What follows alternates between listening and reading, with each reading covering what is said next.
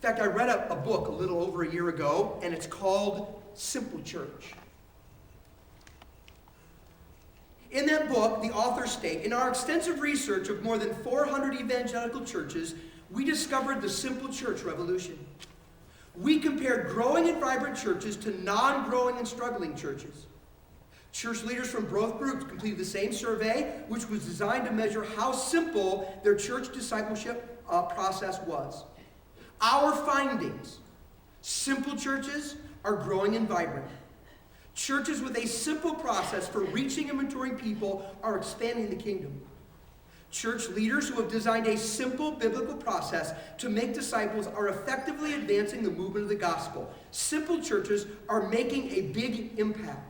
Our research shows that these churches who are complex, are struggling, anemic, and not growing. Unfortunately, the overprogrammed and busy church is the norm. The simple church is the exception. Yet our research shows this should not be the case.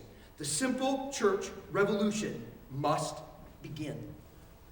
Growing churches are simple churches. Culturally relevant churches are simple churches. Biblically commended churches are simple churches. Now, we have spent the last year developing a way we can structure our church that is biblical, simple, memorable, and relevant. And it's all based around the idea of connections. You know, when you think about it, that's what the church is all about. Connections. First, we're to connect people to God. To actually enter into a relationship with the God who made us and who loves us. And in that relationship, finding forgiveness, a fresh start, our reason for living, and a life that never ends. We're to connect people to others. Because God intends for us human beings to have beneficial, beautiful, joyful relationships with other human beings. And He intends that we get connected to a purpose. Because we're all here for a reason. We have a purpose for being on the planet, given to us by God, that He wants us to fulfill. It's our reason for being alive. A church is all about connecting people to God, connecting people to others, connecting people to purpose.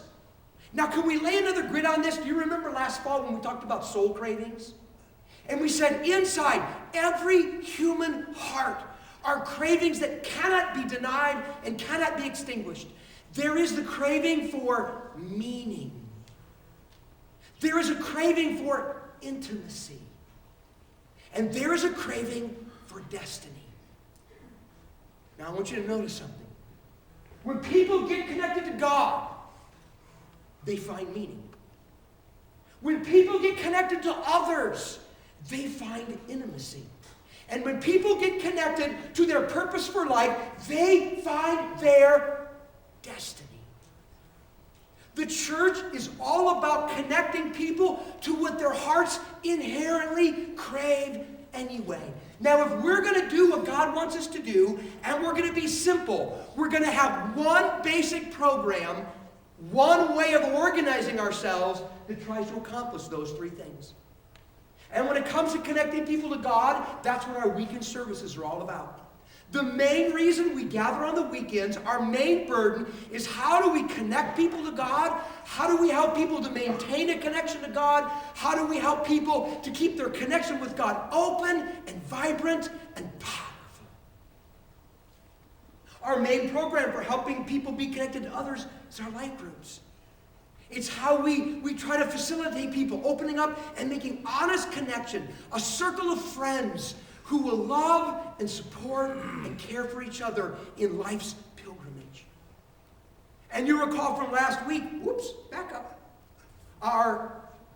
That's way backing up. Hey, I have no idea what's going on, Jeff. I'm going to need your help, okay? Because I need to go to that right there. Thank you.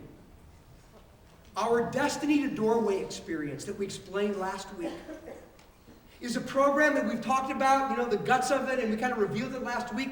And the whole purpose of that is to help people understand their destiny, their purpose for being alive, and how they can begin to discover their unique reason for being on our planet. And that is our overarching strategy. Trying to connect people to God and keep that connection open and vibrant on our weekends. Connecting people to others through life groups where people develop and cultivate real spiritual friendships. Doorway to Destiny experience where people can come to understand and eventually discover what their unique God-given purpose for being alive is. And when you are connected to God and connected to others and connected to and engaging in your purpose for being alive, you are in the one optimal environment for growing and changing and discovering and fulfilling all the potential that God programmed into you. We need to keep our church structure simple. And so we all want to be about connections. And we have a way that we try to connect people to God, to others, and to a purpose. And that is simply what we're about. The cool thing about the purpose connection is that in that, we help create an environment where different ministries can spring up around people and their passions, people and their calls and their giftings. But it's not then what we, the church, are doing. It's what the people of the church are doing in response to what God is asking them to do. This model keeps us mobile and agile and flexible as we move through the world. There's one final ripple that I want to bring to our attention this morning, and that is we can change the flag we wave. We can change the flag we wave. And do you know what I mean by the flag? I mean our name. The Prairie Chapel. I believe that this is a perfect and a strategic time to change what we call ourselves, and I believe there are two compelling reasons why. The first is so that we can more clearly identify to people who we are as a gathering of believers. Can we be honest with each other? What kind of picture do you think is conjured up in the minds of those outside the church when they hear the name, the Prairie Chapel? And I think it's fair to say that it's kind of like Little House on the Prairie, isn't it? It's a small, and it's a kind of family, and it's little, and it's just kind of quaint, and it's because that's just what that name conjures up in people's minds. Do you know how I know that? I ask people. You would be amazed. Here's what happens. When I'm inviting people to the Prairie Chapel, and I say, hey, listen, why don't you come to the church that I'm a part of?